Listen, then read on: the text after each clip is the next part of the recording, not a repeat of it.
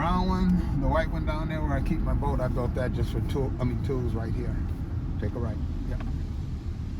And this is another one I built here that looks just like mine.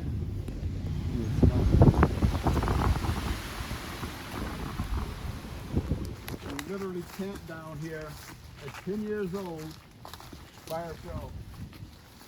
Me, my buddy Pete, and my brother. You've been here your whole life, but you still can remember that first day you came here as a 10-year-old? Oh, I remember right where I fished at it. Right over there. I mean, it locked in my memory like nothing ever did in my life. Well, a brief history. Started in about 1922, 23.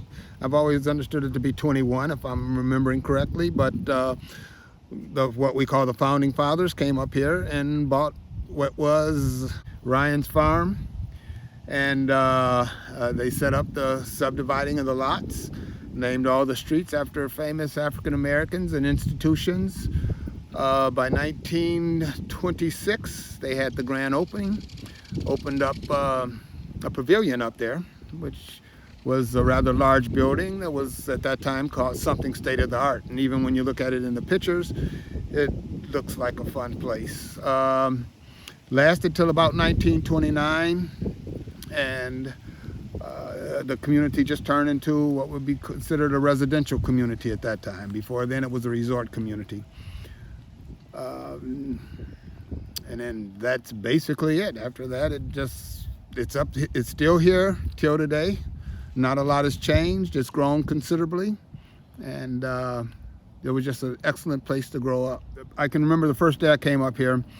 We came up and I was fishing with a friend of mine's grandfather, my best friend's grandfather. He had brought his grandson, myself, and my little brother. And at that time I was 10 years old. And we came out on this lake and we caught a bunch of bluegills. I kind of think that I was labeled the fisherman that day because I was just catching them.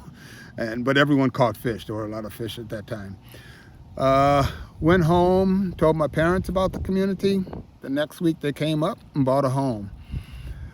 From then, what I came into, there wasn't a lot of houses up here at the time, but I came into an environment that was completely different from where I was growing up, even though I lived in a real nice neighborhood in a very big house with a real nice sized yard with a basketball court and all that.